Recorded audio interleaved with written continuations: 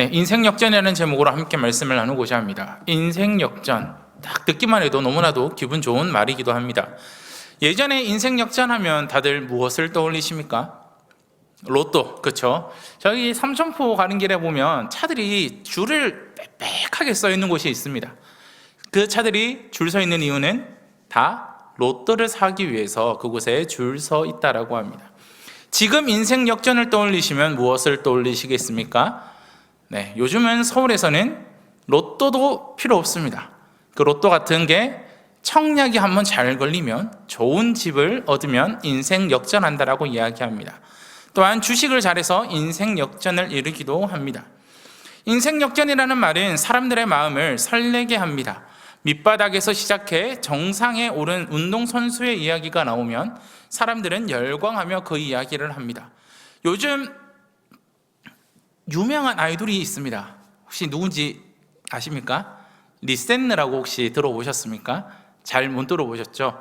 그 리센느라는 아이돌이 정말 작은 기획사인데 요즘에 유튜브를 통해서 빵 떠서 음원 차트에도 1위 하고 사람들이 그런 모습을 보고 많이 열광을 하기도 합니다. 왜 이렇게 우리가 누군가의 인생 역전을 돌아봤을 때 우리의 마음이 뜨거워질까? 그것은 우리에게도 이러한 인생 역전이 찾아올 수 있다라고 생각하기 때문입니다. 그런데 우리가 바라는 인생 역전과 하나님이 이루시는 인생 역전은 전혀 다릅니다. 우리가 바라는 인생 역전은 무엇입니까? 꼴찌였던, 흙수저였던 우리의 삶이 금수저가 되는 것, 꼴등이었던 우리의 인생이 1등이 되는 것이 우리가 바라는 겁니다. 즉 내가 위로 올라가는 것이 인생 역전이라고 이야기합니다. 그런데 하나님이 말하시는 인생 역전, 성경이 보여주는 그 역전은 하나님이 나를 찾아오시는 것이 역전이라고 이야기합니다. 오늘 본문에는 그 하나님을 만난 한 여인이 등장합니다. 이 여인의 이름은 다들 아시죠? 한나입니다. 한나는 오랫동안 아이를 갖지 못한 여인이었습니다. 남편 엘가나의 사랑은 받았지만 브릿나가 해마다 실로에 올라갈 때마다 한나를 괴롭혔습니다. 예배를 드리러 가는 그 길이 한나에게는 가장 아픈 길이었습니다.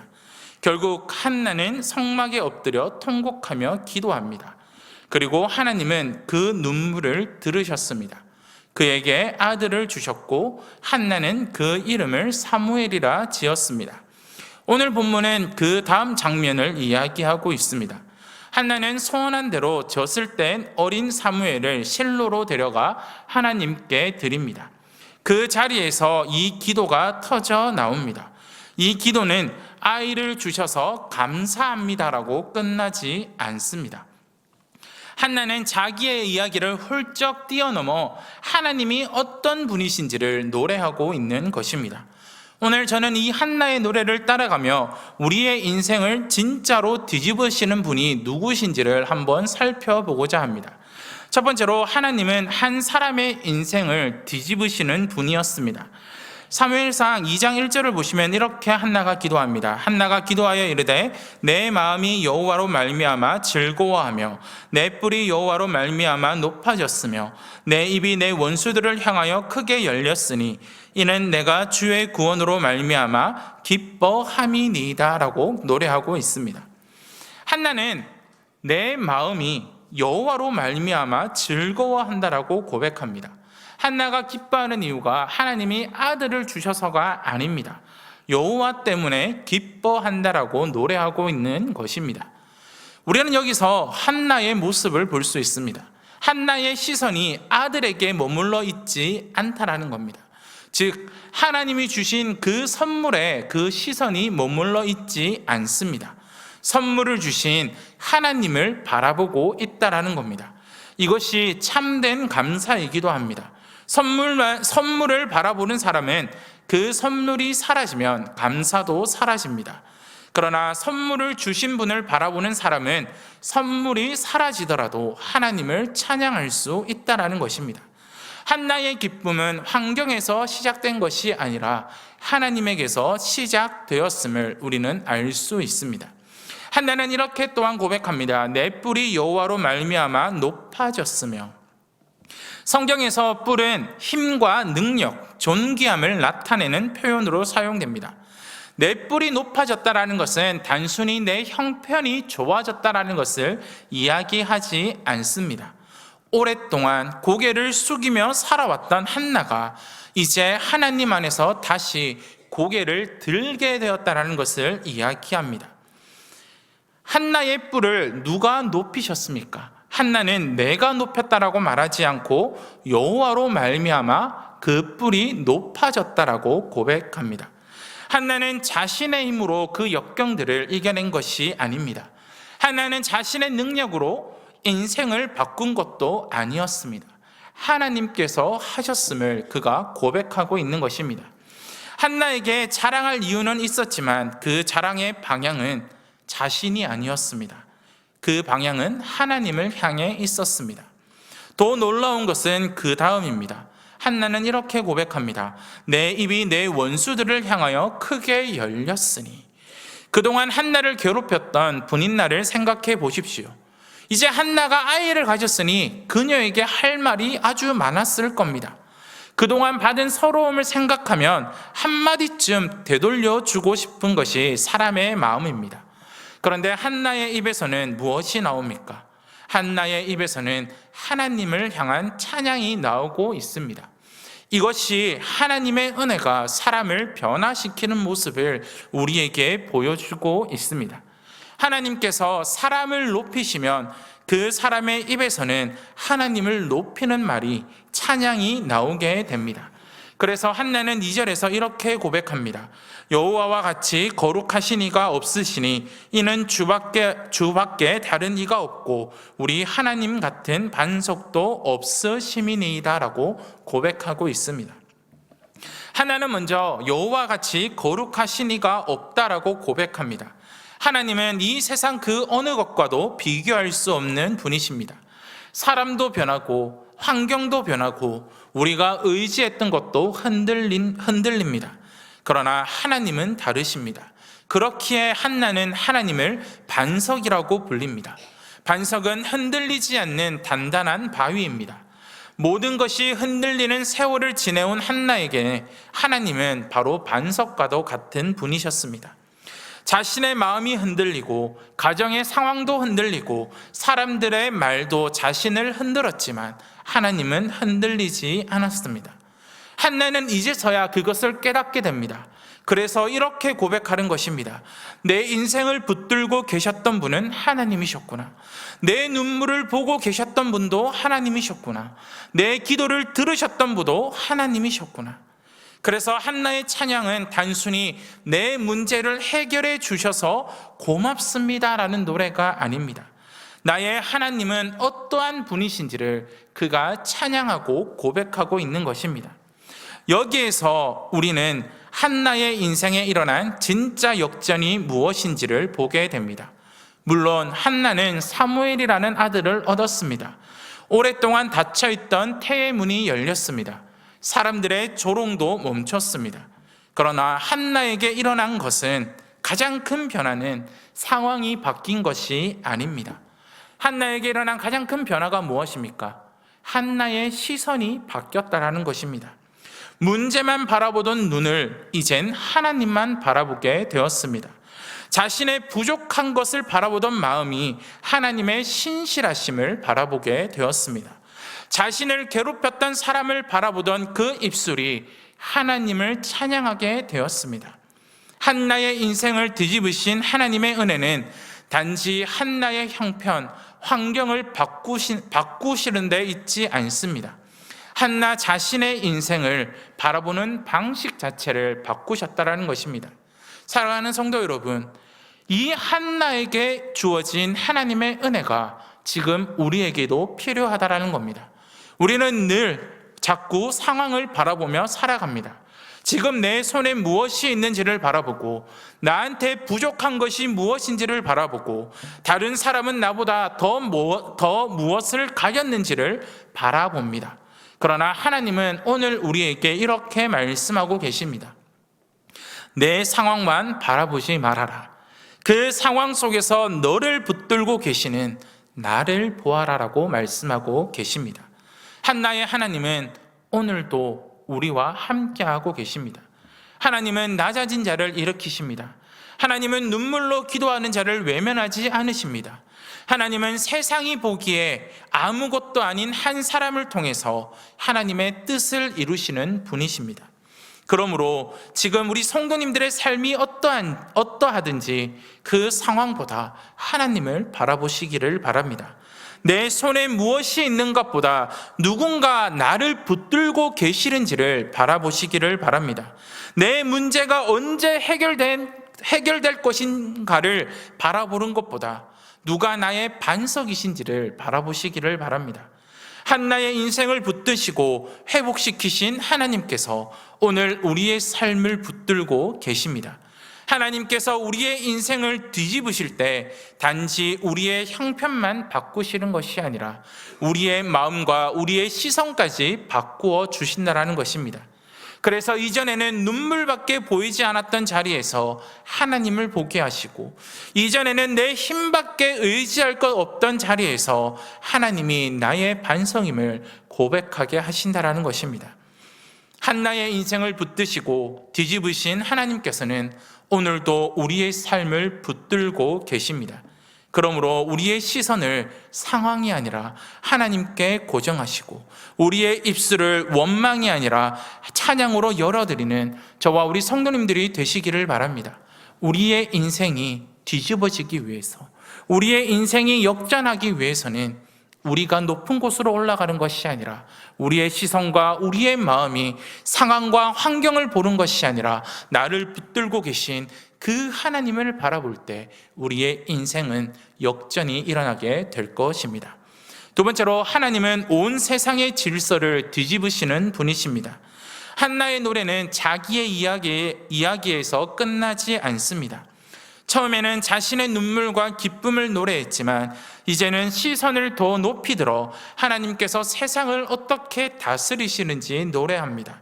3절 말씀을 보시면 이렇게 말씀하고 있습니다. 심히 교만한 말을 다시 하지 말 것이며 오만한 말을 너희 입에서 내지 말지어다. 여호와는 지식의 하나님이시라 행동을 달아보시느니라. 여기서 한나는 사람의 눈에 보이는 모습만을 가지고 판단하지 말라고 말합니다. 하나님은 사람의 행동을 모르시는 분이 아닙니다. 하나님은 우리의 겉모습뿐만이 아니라 우리의 마음과 우리의 삶을 아시는 분이십니다. 그리고 사람의 행동을 정확하게 판단하시는 분이십니다. 사람들은 한나를 보며 실패한 여자라고 생각했을 것입니다. 사람들은 한나를 보고 하나님 앞에 죄를 지은 여자라고 생각했을 것입니다. 반대로 불임나는 자녀가 있었기에 하나님의 축복을 받은 사람이라고 생각했을 겁니다. 그러나 하나님의 판단은 달랐습니다. 그래서 한나는 이렇게 말합니다. 사람의 평가가 마지막이 아니다. 하나님의 판단이 마지막이다라고 말하고 있는 것입니다. 이것이 우리에게 얼마나 큰 위로를 주는지 모릅니다. 세상은 우리를 자주 잘못 판단합니다. 성실하게 살아도 알아주는 사람이 없을 수 있습니다. 아무 잘못이 없는데도 오해를 받을 수 있습니다. 열심히 섬겼는데도 인정받지 못할 수 있습니다. 때론 억울한 일을 당하고도 제대로 설명할 기회조차 얻지 못할 때가 있습니다. 그러나 기억하시기를 바랍니다. 하나님은 모든 것을 다 아시는 분이심을 우리는 잊지 말아야 합니다. 한나는 오만하고 교만한 자들에 대해서 하나님의 판단이 어떤지를 노래하면서 이어서 4절과 5절에서 이렇게 노래하고 있습니다. 용사의 활은 꺾이고 넘어진 자는 힘으로 띠를 띠도다. 풍족하던 자들은 양식을 위하여 품을 팔고 줄이던 자들은 다시 줄이지도 아니하도다. 전에 임신하지 못하던 자는 7을 낳았고 많은 자녀를 둔 자는 쇠약하도다라고 노래하고 있습니다.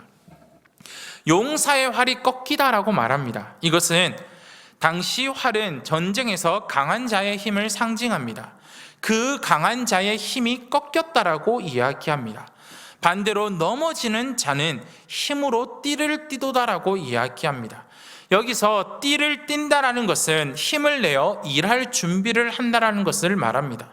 주저앉았던 사람이 다시 일어나 허리에 띠를 매는 모습입니다.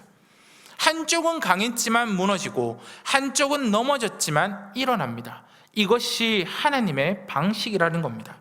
5절에서도 똑같이 말하고 있습니다. 배부르던 사람이 부족해지고 굶주리던 사람이 다시 채움을 얻습니다. 그리고 한나는 자기의 이야기를 떠올리며 이렇게 노래합니다.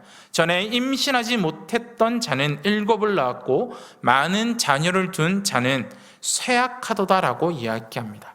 7은 완전함과 풍성함을 나타내는 표현으로 이해할 수 있습니다. 하나님께서 한 사람의 부족함을 채우실 때 인간의 계산을 넘어 풍성히 채워줌을 보여주고 있는 것입니다. 그러므로 한나가 말하는 것은 단순히 인생을 한 번에 뒤집을 수 있다라는 것을 이야기하는 것이 아닙니다. 무엇을 이야기하고 있는 것일까요? 하나님께서 인간을 세워놓은 기준을 넘어서 일하고 계심을 이야기하고 있는 것입니다. 사람은 가진 것이 많으면 강하다라고 생각합니다. 자녀가 많으면 복되다라고 생각합니다. 힘이 있으면 안전하다라고 생각합니다. 높은 자리에 있으면 성공했다라고 생각합니다.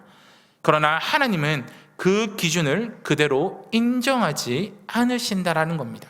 그래서 한나는 6절에서 더 깊은 고백을 합니다. 6절 말씀을 보시면 여호와는 죽이기도 하시고 살리기도 하시며 스올에 내리기도 하시고 거기에서 올리기도 하시는도다. 스올은 죽은 자들이 내려가는 곳을 가리키는 표현입니다. 하나님은 사람이 경험할 수 있는 가장 깊은 자리도 하나님의 주권 아래에 있다라고 고백하고 있는 겁니다. 생명과 죽음, 높아짐과 낮아짐, 회복과 쇠약함, 그 어느 것도 하나님의 손밖에 있지 않다라고 고백하고 있는 것입니다. 그래서 7절에서도 이렇게 반복합니다. 7절 말씀을 여호와는 가난하게도 하시고 부하게도 하시며 낮추기도 하시고 높이기도 하시는도다. 우리는 이 말씀을 오해해서는 안 됩니다. 하나님이 변덕스러운 사람이구나. 그래서 사람을 올리기도 하고 낮추기도 하고 가난하게도 하고 부하게도 하구나. 그런 하나님이 아닙니다. 우리의 인생이 아무런 의미 없이 우연히 흘러가는 것이 아닙니다. 모든 것은 하나님의 주권 아래에 있다라는 고백입니다. 우리의 인생이, 지금 내 인생이 왜 이렇게 흘러가는지 다 이해할 수 없습니다. 왜 내가 이러한 일을 겪어야 되고 왜 저 사람은 잘 되는데 나는 어려운지 우리는 이해하지 못합니다. 왜 나는 하나님 앞에 한나처럼 우리의 모든 것을 다 쏟아놓고 기도하는데 왜 내 상황은 달라지지 않는지 원망할 수도 있습니다. 그러나 한나는 이렇게 이야기합니다. 네가 모든 것을 이해하지 못해도 하나님은 모든 것을 다스리고 계신다. 너의 그 모든 것이 하나님의 주권 아래에, 하나님의 섭리 아래에 있다라고 고백하고 있는 것입니다. 그리고 8절에서 한나는 가장 낮은 곳까지 내려갑니다. 8절 말씀입니다. 8절 상반절 말씀을 보시면 이렇게 고백합니다. 가난한 자를 진토에서 일으키시며 빈궁한 자를 거름더미에서 올리사 귀족들과 함께 앉게 하시며 영광의 자리를 차지하게 하시는도다. 진토는 먼지와 흙을 말합니다. 거름더미는 사람이 가까이 하기 싫어하는 가장 낮은 자리를 떠올리게 합니다. 그런데 하나님께서는 바로 그곳에 있는 사람을 일으키신다라고 말씀합니다. 세상은 높은 사람에게만 관심을 갖습니다. 사람들은 잘 되는 사람 곁에 서려고 합니다. 힘 있는 사람의 말을 기울이기도 합니다. 그러나 하나님은 다릅니다. 하나님은 사람이 외면하는 낮은 자리에도 찾아가시는 분이십니다. 그리고 하나님은 그 사람을 일으켜 세우십니다. 한나가 바로 그 은혜를 경험했습니다. 사람들의 눈에는 자녀가 없는 한나가 초라하게 보였을 겁니다. 브린나의 눈에는 한나가 약한 사람이었을 겁니다. 그러나 하나님은 그 한나를 통해 사무엘을 세우셨고 사무엘을 통해 이스라엘의 새로운 시대를 준비하게 하셨습니다. 여기에서 우리는 하나님의 놀라운 역사를 보게 됩니다. 하나님은 세상이 작다라고 여기는 사람을 통해 큰 일을 행하시는 분이십니다. 하나님은 세상의 기준으로 사람을 판단하지 않으십니다. 그래서 8절 마지막에 한나는 이렇게 선언합니다. 8절 하반절 말씀을 보시면 땅의 기둥들은 여호와의 것이라 여호와께서 세계를 그것들 위에 세우셨도다. 세상을 붙드는 모든 것이 하나님의 것입니다. 세상의 주인이 하나님이시라는 겁니다. 그러므로 세상의 질서를 다스리는 분도 하나님이십니다. 사람이 높인다고 영원히 높은 것도 아니고 사람이 낮춘다고 영원히 낮은 것도 아닙니다. 하나님께서 높이시면 아무도 낮출 수 없고 하나님께서 낮추시면 아무도 자기의 힘으로 그 자리를 지킬 수 없습니다. 사랑하는 성도 여러분, 우리는 무엇을 붙들고 살아가야 합니까? 혹시 우리는 세상이 말하는 힘을 붙들고 살아가고 있지는 않으십니까? 내 건강, 내 재산, 내 자녀, 내 직장, 내 능력, 내 경험을 의지하고 있지는 않으십니까? 물론 그것들이 나쁘다라고 말하는 것은 아닙니다.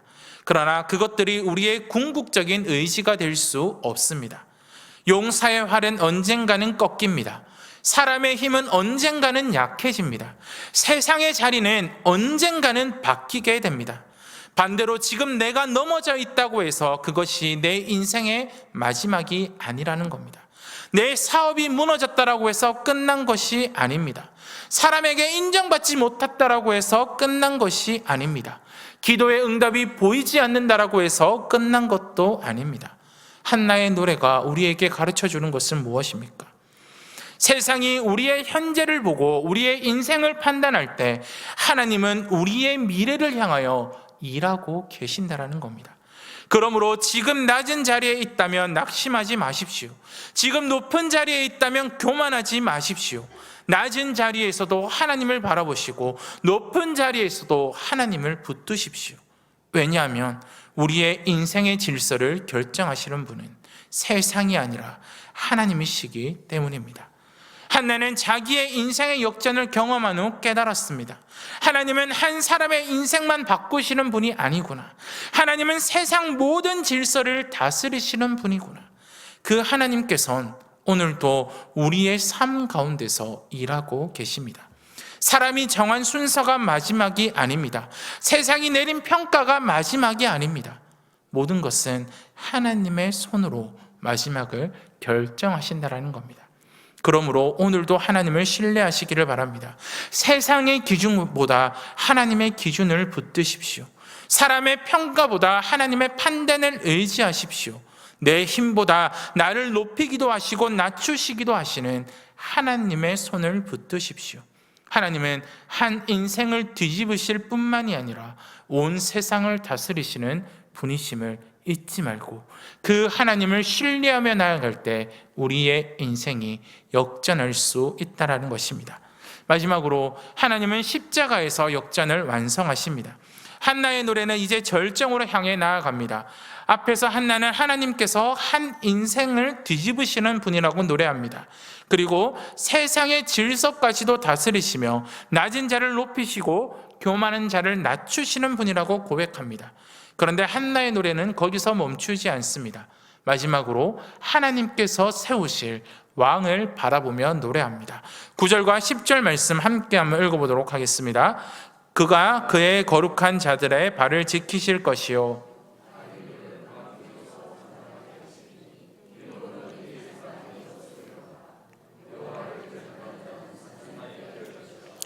하늘에서 우레로 그들을 치시리로다.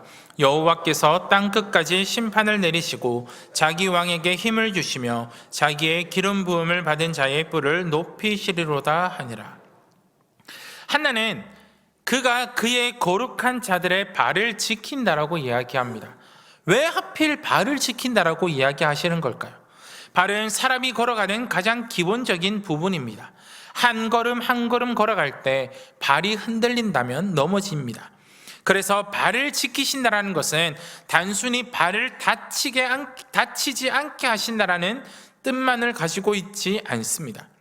하나님께서 자기 백성의 걸음을 붙드시고 끝까지 지켜주신다는 것을 담고 있습니다. 우리의 인생도 그렇습니다. 우리는 내가 잘해서 여기까지 왔다라고 생각할 때가 많습니다. 내가 판단을 잘했고 내가 선택을 잘했고 내가 열심히 살았기 때문이라고 생각합니다. 그러나 믿음의 눈으로 돌아보면 고백합니다. 내가 여기까지 온 것은 내가 나를 붙들었기 때문이 아니라 하나님께서 나를 붙들어 주셨기 때문이다라고 우리는 고백합니다. 그리고 9절 마지막에 아주 중요한 말씀이 나옵니다. 힘으로는 이길 사람이 없음이로다. 사람의 힘에는 한계가 있습니다. 아무리 강한 사람도 모든 것을 이길 수 없습니다.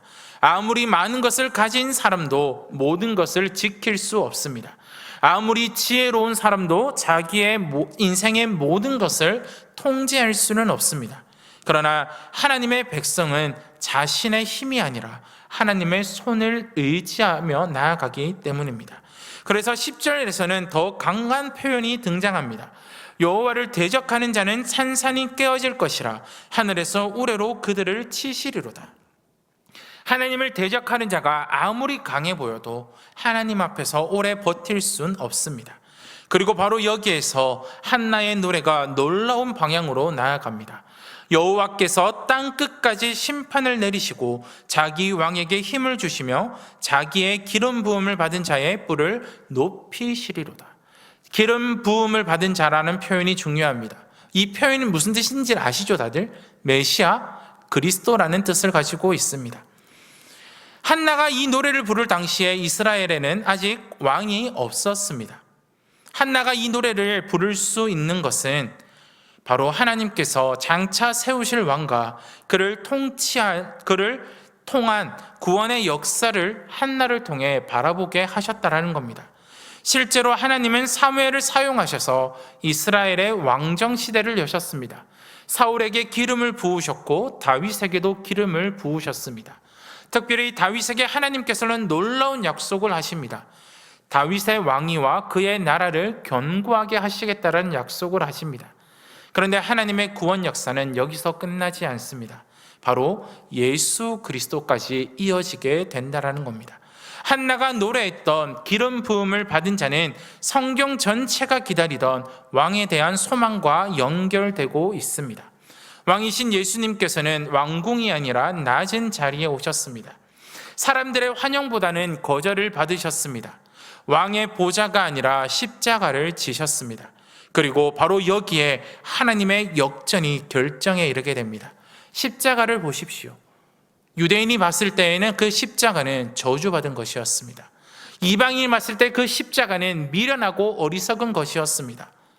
그런데 하나님은 그 십자가를 구원의 자리로 바꾸셨습니다.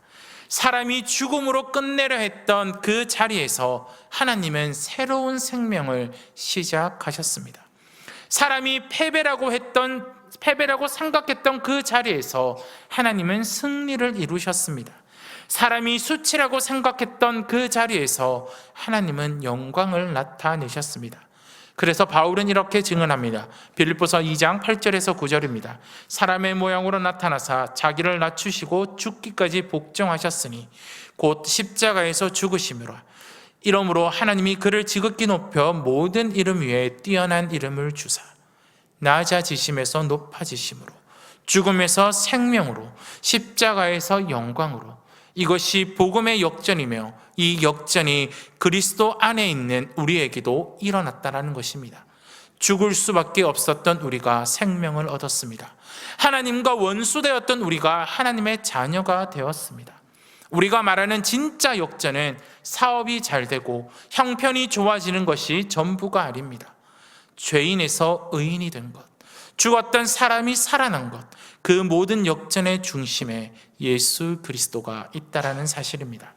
사랑하는 성도 여러분, 우리가 오늘 이 말씀을 통해서 한번 생각해 보시기를 바랍니다. 내가 손해를 보고 있다라고 느껴질 때가 있습니까? 기도에도 응답이 보이지 않을 때가 있습니까? 사람들이 패배라고 생각하고 있던 그 자리에서 하나님은 구원을 이루셨고 하나님은 역전을 이루셨습니다. 과연 우리의 모습은 어떠합니까? 우리의 인생의 큰 역전은 아직 오지 않은 어떤 성공이 아니라 이미 예수 그리스도 안에서 시작되었습니다. 십자가에서 세상은 패배를 맛보았지만 하나님은 구원을 이루셨고, 무덤에서 세상은 끝을 보았지만 하나님은 부활을 시작하셨습니다. 우리의 인생에도 한나와 같은 눈물의 시간이 있을 것입니다. 그때 우리의 시선은 어디에 두어야 합니까? 우리의 환경을, 또한 이 세상을 바라보지 마시기를 바랍니다. 우리의 인생을 역전하시는 분이 누구십니까? 바로 하나님이십니다. 그 하나님만 바라보며 나아가시기를 바랍니다. 한나를 붙드셨던 그 하나님이 지금 우리의 인생을 붙드시고 하나님께서는 아직도 우리의 이야기를 써내려고 가십니다. 눈물의 자리에서 찬양의 자리로, 낮아짐의 자리에서 은혜의 자리로 나아가시기를 바랍니다. 한나의 하나님이 오늘 우리의 하나님이십니다. 그 하나님께서는 오늘도 우리의 인생을 붙드시고 하나님의 선한 뜻 아래서 놀라운 인생 역전을 이루어 가신다라는 것입니다. 그 믿음이 우리에게 있었으면 좋겠습니다. 그 은혜가 우리에게 있었으면 좋겠습니다. 그래서 우리가 매일매일 살아가는 그 삶 가운데서 이 믿음을 붙들고 오늘도 우리를 역전시키시는 그 하나님을 신뢰함으로 나아가시는 저와 우리 성도님들이 되시기를 주님의 이름으로 축원드립니다.